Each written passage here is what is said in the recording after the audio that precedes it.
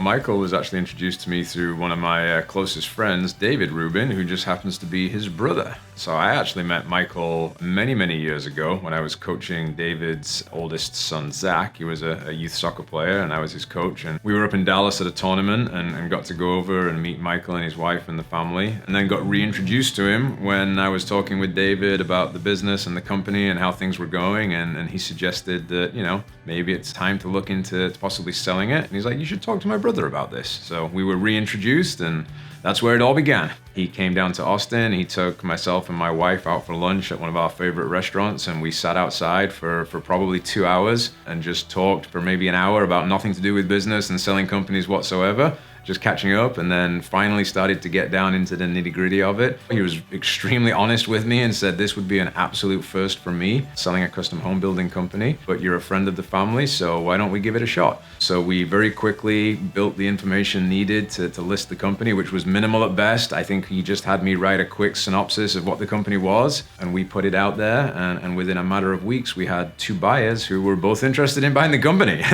Michael is just such a likable individual. I mean, clearly he is highly knowledgeable, he is very skilled, he is an unbelievable salesman, but I think at the end of the day, he's just a wonderful human being. He truly cares about his clients, and he cares about them as people, not just business owners. He calls me his best English friend at this point. He flew down to Austin just a couple of weeks ago just to hang out. We had a couple of drinks, we hung out, and he flew back up to Dallas. He is just someone that is truly invested in everybody that he's representing on a very, very personal level, which was, I just found extremely refreshing, extremely comforting, knowing that when all of these negotiations were taking place that I wasn't going to be privy to behind my back, with the potential buyer and the potential buyer's agents and attorneys and everybody else that's involved in the transaction of a company, I just knew in my heart that he truly had my best interests at heart, and he was always going to be looking out for me. And that just provided me a tremendous amount of comfort and a tremendous amount of faith in what he was going to do. First and foremost, if you're considering selling your company, you know in your heart and your mind that it's probably the right thing to do. Certainly for myself, having built the company from the ground up, it's named after my children. There's a very emotional connection to that. But having spent time with Michael, I knew right away that he was the right person to navigate me through this transaction. I couldn't recommend them more highly at this point. The relationship that I got to build with Michael during this process, we're still texting on a weekly basis, talking with each other, hanging out. I just could not recommend Michael more highly, and his team did an absolutely phenomenal job and really did build a lifelong friendship with Michael.